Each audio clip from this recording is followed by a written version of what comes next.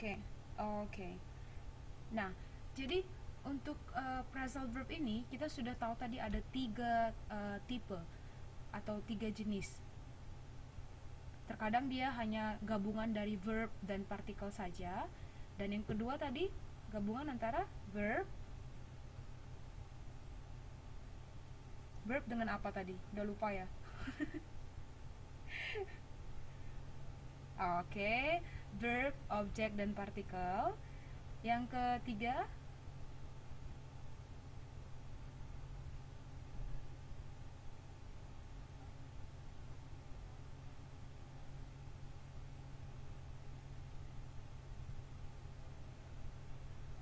oke, yang keempat itu dari.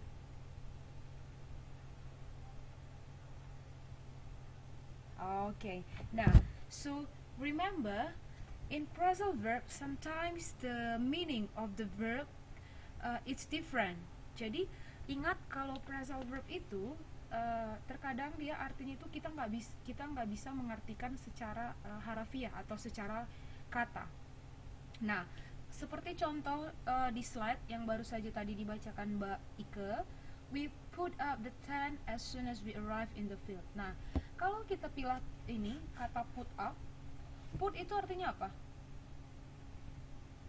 Iya, menaruh atau meletakkan.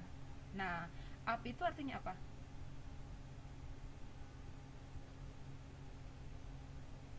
Atas. Jadi kalau di translate put up itu artinya apa? Meletakkan atas.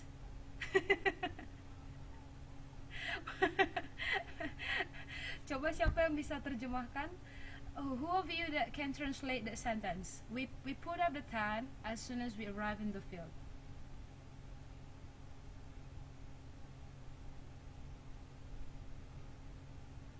Kita meletakkan atas atau kita menaruh atas, gitu. Apanya yang diletakkan di atas?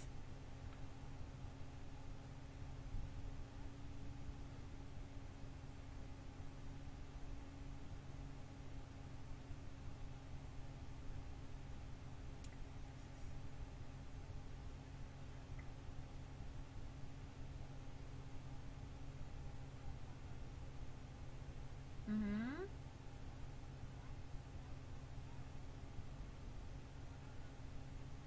Kita meletakkan tenda tadi ya.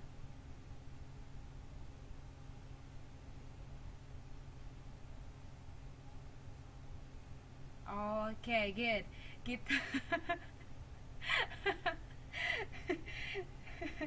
Nah, itu poin yang saya katakan tadi. Kita tidak eh, kita tidak bisa menerjemahkan itu atau mentranslate itu per kata. Jadi kita lihat konteks kalimatnya. Di sini put up itu ya benar seperti yang kata Mbak Ike tadi, artinya itu adalah mendirikan. Karena kan tenda didirikan, bukan diletakkan. Meletakkan atas, apa yang mau meletakkan atas kan nggak ini nggak sesuai dengan konteks kalimatnya. Jadi ya, untuk phrasal verb ini we have to be aware with the meaning. Jadi sometimes when we face or when we see the phrasal verb in the sentence, you have to be careful. Jadi kalau kita melihat atau nanti ada menemukan phrasal verb mungkin di kalimat atau kita mau menggunakannya dalam tulisan kita harus berhati-hati ketika menggunakannya. Karena ketika dia sudah berbentuk phrasal verb, meaningnya itu tidak sama dengan meaning sebelum dia hanya berdiri sendiri menjadi verb. Maksudnya seperti tadi, kalau put kan tadi dia hanya sebagai verb, itu artinya meletakkan. Up itu artinya atas. Nah, setelah digabungkan put up artinya udah beda, menjadi mendirikan. Nah, bukan meletakkan atas gitu. Jadi we have to be careful of those phrasal verb. Kita harus benar-benar berhati-hati ketika menggunakan phrasal verb ini. Saya ambil contoh satu lagi. Misalkan contohnya handover. Bisa dilihat contoh 3.3. Handover. Ada di box poin keempat. Handover. Iya, itu kan artinya menyerah. Tapi kalau kita pilih ini, kita Artikan perkata hand artinya tangan, ya kan? Over artinya selesai. Kan nggak mungkin tangan selesai. Artinya apa tangan selesai? Nggak ada artinya kan? Nah, jadi benar-benar harus dipahami dan uh, harus dilihat konteks kalimatnya juga supaya meaningnya itu tidak lari dari isi teksnya gitu. Oke? Oke, iya kan, idiom beda. Idiom memang udah berbeda dengan phrasal verb. Iya, iya, kalau phrasal verb kan dia hanya gabungan dua kata. Kalau idiom kan dia gabungan beberapa kata yang sudah seperti close. Oke? Nah, cara terbaiknya ini gimana Miss supaya kita tahu artinya? Nah, cara terbaiknya yaitu membaca banyak dan dicoba dihafal. Oke? Karena memang nggak ada nggak ada cara lain. Iya, kita harus banyak membaca dan banyak menghafal gitu. Oh, ini artinya ini gitu.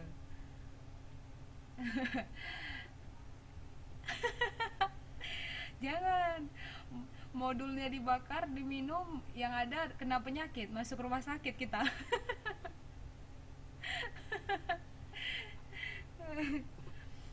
Okay, okay, so is that clear until here?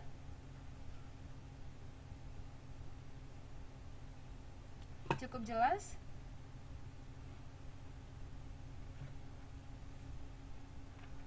Okay. Okay, so let's see the next slide.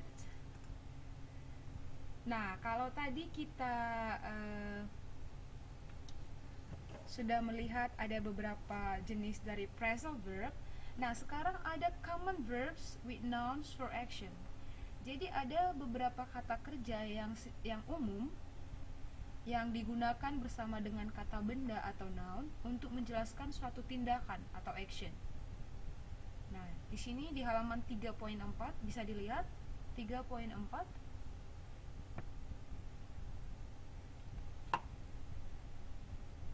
Sudah ketemu? Have you found? Okay. So there are 3.4. You got it? Okay. Yeah, so there are five common verbs. Five common verbs that added with noun atau plus noun to reverse an action. Jadi ada 5 jenis atau 5 common verbs, 5 kata kerja yang umum yang biasanya dia digabungkan dengan noun yang mana itu fungsinya adalah untuk menjelaskan suatu tindakan atau action. Nah, verb apa aja itu Miss? Kita lihat satu persatu di 3.4. Yang pertama, the first one is a verb have plus noun.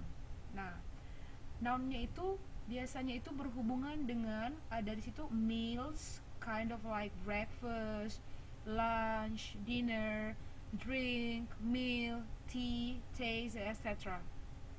Dan juga berhubungan dengan talking atau dengan washing atau relaxation and disagreement. Nah, jadi kata kerja have plus noun yang berhubungan dengan 5 jenis noun ini, yaitu tadi meals, talking, washing, relaxation, disagreement. Ketika dia digabungkan dengan noun ini, maka meaningnya itu menjelaskan suatu tindakan. Kita lihat contohnya nomor 1. Bisa bantu baca, siapa yang bisa as a volunteer to read the first example? Okay, silakan go ahead.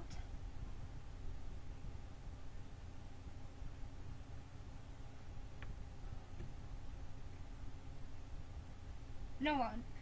I mean the first example. Okay. Okay. Okay.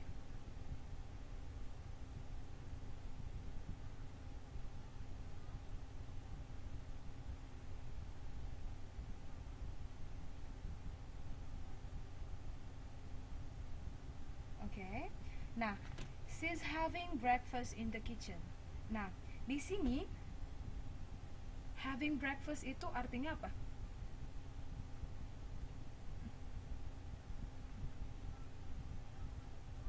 Iya, kalau kita artikan secara perkata, have itu arti sebenarnya apa? Atau having? Mempunyai. Nah, mempunyai. Tetapi ketika dia digabungkan dengan noun breakfast, maka artinya adalah sarapan, ya kan? Nah, ini having breakfast ini kalau kita ganti menjadi eating breakfast, bisa nggak kira-kira?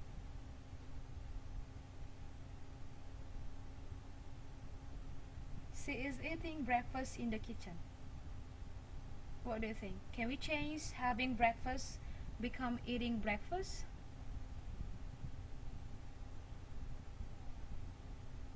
Saya nanya kalian, kok nanya saya lagi? Okay, okay. Let's vote. Who say no? Who say no? We can't. Okay, say your name and then state the reason. Who said no? Why we can change having breakfast become eating breakfast?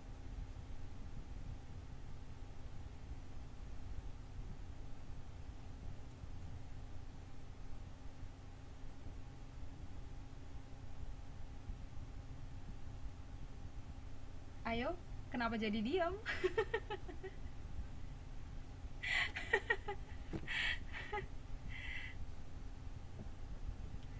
Bisakah kita ganti?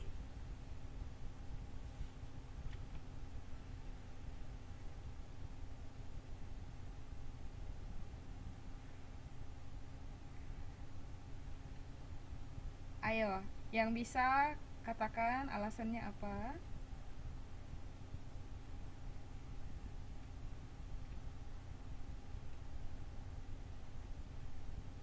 Kenapa nggak bisa? Why? Having kan kata kerja juga. Kan di atas judulnya common verbs, kata kerja yang umum.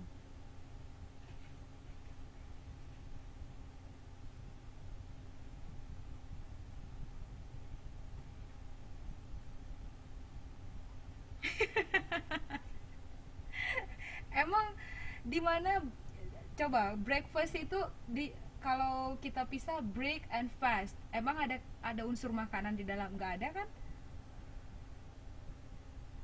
Break itu artinya apa?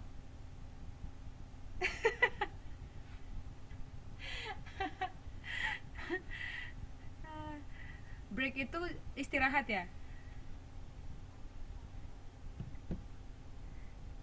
Break kan bisa juga retak atau patah atau apa pecah.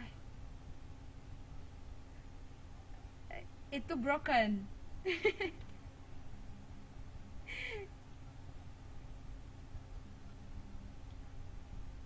Break up ya, bisa. Oke, jadi kalau breakfast itu istirahat cepat gitu. Iya kah?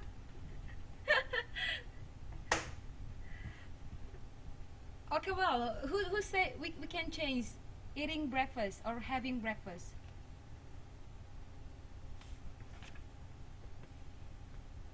Ayo, ayo.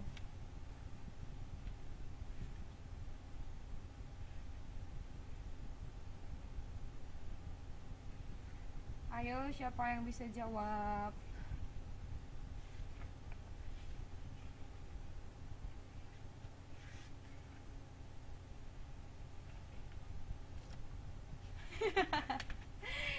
Udah kayak anak SMA hitung kancing.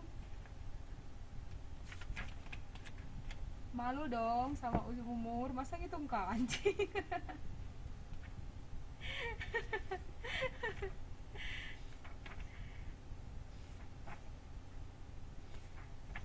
Okay, okay, I point, ya, yeah, I point one students. Okay, karena yang paling dan yang sudah sering menulis, jadi silakan yang paling sering menulis, yang bukunya sudah publish. should I should I call your name?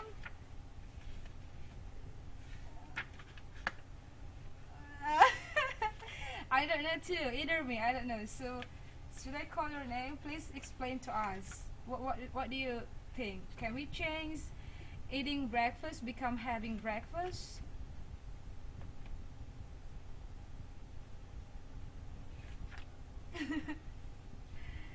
Ayo, silahkan.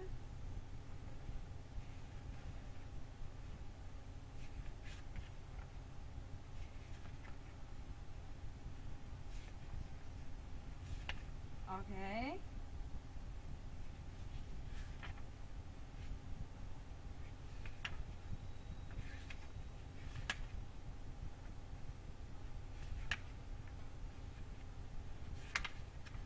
So you think we can change? Is that?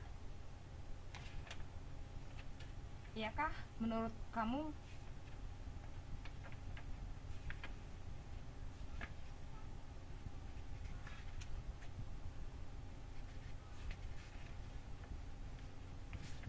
Ah,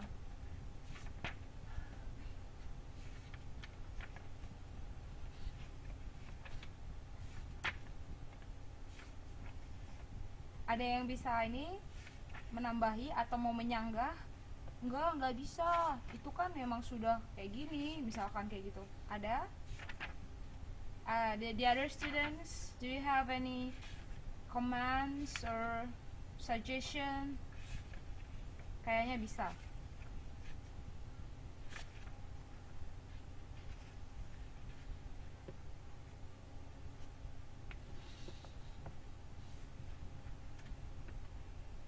Oh, having bisa makan dan minum. Kalau eating hanya jadi menurut kamu bisa? Okay, so okay, actually have plus noun here, having breakfast or eating breakfast. Ya, as Mbak Etik tadi ya, Etik itu mungkin untuk kita yang bukan native speaker, sometimes we use eating breakfast karena di pikiran kita kan breakfast itu ya eating, ya dimakan gitu kan. Nah, tetapi secara commonly kan di atas tadi common verbs, kata kerja yang sudah umum, yang umum yang biasanya itu memang dikombinasikan dengan nounnya itu ya having breakfast. Jadi kalau untuk orang native itu mereka mungkin tidak pernah mengatakan eating breakfast, mereka menggunakan having breakfast atau have breakfast karena secara umum itulah rule-nya. Makanya di atas kan ada common verbs, kata kerja yang umum, yang biasa gitu. Tapi untuk kita yang pengguna bahasa Inggris itu mungkin sebagai bahasa asing, ya kita sah-sah aja menggunakan eating gitu. Yang penting kan kita ngerti satu sama lain, yang maksudnya itu ngapain gitu. Tapi ketika kita ngomong dengan native speaker, maybe they understand but it sounds weird. Mungkin mereka ngerti tapi mereka pasti agak sedikit iya aneh kok eating breakfast kan gitu. Karena pada umumnya iya, jadi mereka nah jadi kan mereka karena udah sering memakai itu having breakfast gitu. Oke, oke, bisa paham?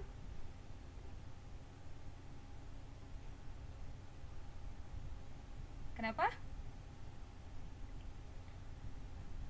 Iya, bukan nggak boleh. Kalau iya, kalau pada umumnya have itu digunakan dengan breakfast. Makanya kan udah ada di sini nih yang mengacu kepada makanan, meals. Jadi kita kan sering bilang have lunch, kan jarang eating lunch, eating breakfast, eating dinner. No, kita udah secara umumnya itu pada dasarnya, pada biasanya maksud saya, kita menggunakan have itu menggunakan kata have untuk meals, untuk kata-kata yang berhubungan dengan meals. Jadi kalau kita mau mengajak teman makan, misalkan let's have lunch together kan gitu, saya saya jarang sih mendengar orang let's eating lunch together gitu. Saya ya jarang sih. Nah, nah, nah kan kita kita berarti mengikuti, ya mengikuti yang common, yang native speaker sering gunakan karena kan ini bahasa mereka. Jadi kita mengikuti apa yang sering mereka gunakan gitu.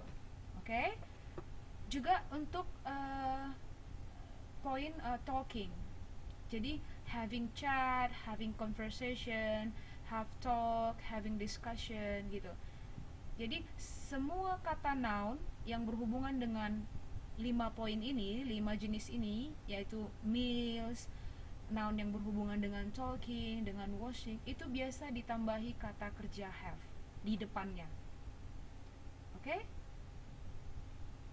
Jadi misalkan kalau kita mau bilang saya ngobrol enak, atau saya ngobrol saya ngobrol dengan sangat sangat kompak, atau dengan sangat baik semalam dengan ibu saya. Nah, ada poin contoh kedua di situ, Mary had a nice conversation with my mother last night. Kalau di sini had a nice conversation, ini tipe keberapa tadi phrasal verbnya?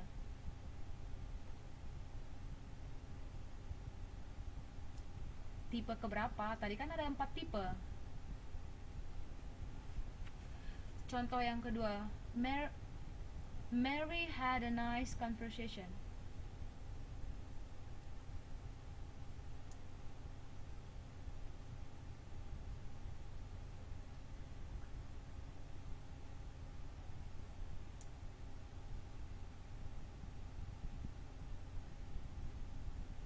Yang mana partikelnya di sini? Yang mana had-nya? Yang mana verb-nya maksud saya?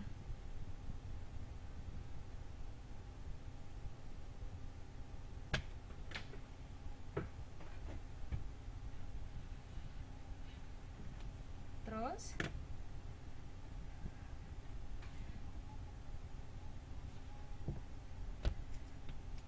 is that true? Conversation is the verb? Come on. Tadi phrasal verb itu terbentuk dari kata kerja dan partikel. Nah, partikel itu tadi apa?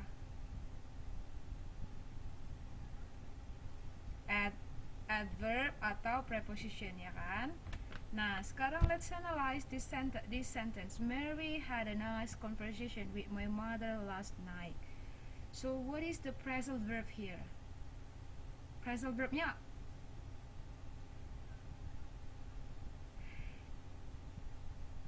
verbnya yang mana di situ?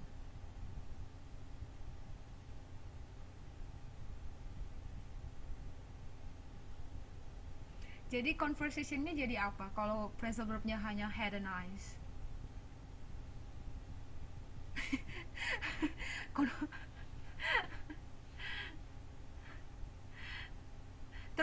terus kalau conversation, ya kalau conversationnya objek, my mother-nya mau diapain? Mau diletak di...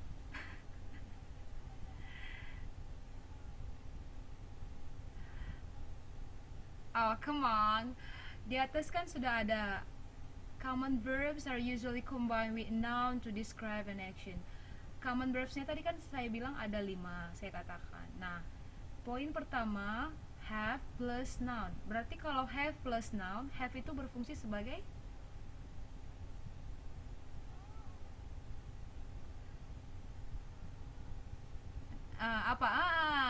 apaan tuh?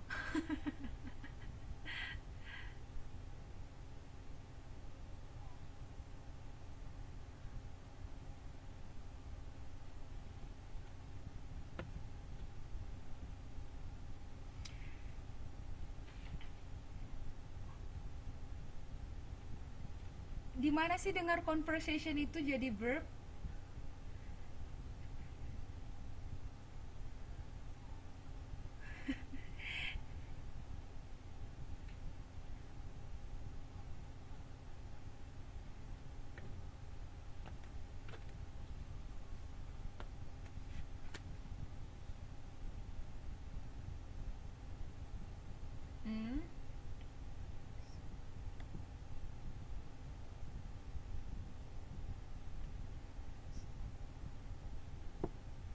Jadi verbnya apa tuh di situ? Hmm? Verb. Saya tanya verb. I'm asking what is the verb in that sentence?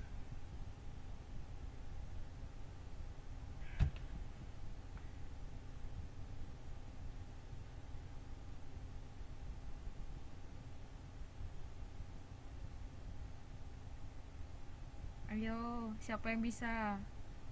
Hah? Iya, betul. Siapa yang jawab tadi? Ika Lindiani. Oke. Good luck Ika Lindiani setelah sekian lama menunggu akhirnya. Okay. So pay attention to the title in that slide, common verbs. Jadi common verbs maksudnya itu semua kata kerja yang umum. Have, yang nomor satu, yang nomor dua itu give, ditambahin noun. Nah, nounnya itu dari mana, Miss? Nounnya itu dari poin-poin yang di bawah yang ada 5 tuh. Meals, talking, washing, relaxation. Nah, kan di bagian talking ada tuh chat, conversation, talk, discussion. Nah, semuanya itu berfungsi sebagai noun. Jadi conversation itu bukan verb, itu adalah uh, aya naon Mbak ngertos.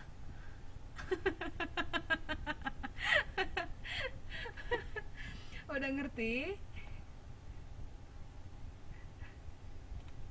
Ora ngertos.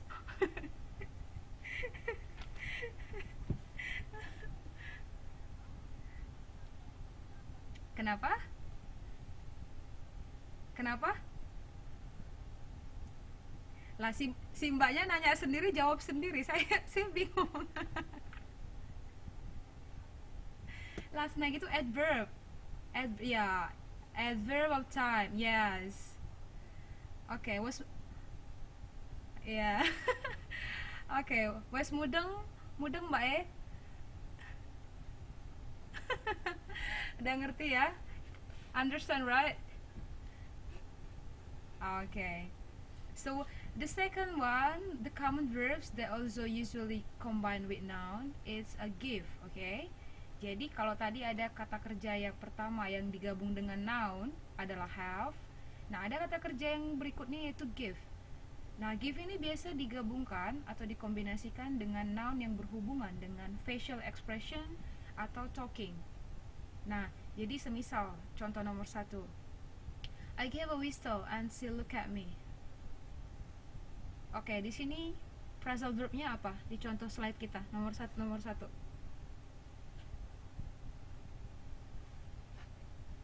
Kenapa?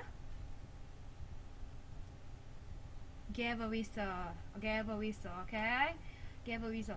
And then nomor 2, Mr. Paul will give a cake for one mistake.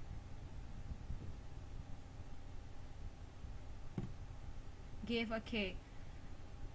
Kira-kira give a green? Mana ada green di situ, Mbak?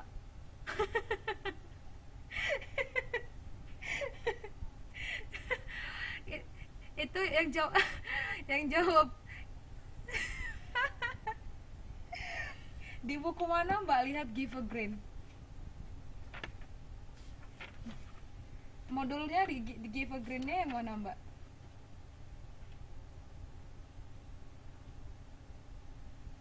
Oh, ada uh, oh ada, berarti iya, berarti mbaknya nggak ngantuk bukan? She's still awake ya, dia masih bangun kok, oke? Okay? Nah, kira-kira kalau Mr. Paul will give a cake for one mistake, arti kalimat itu apa sih kalau diterjemahkan?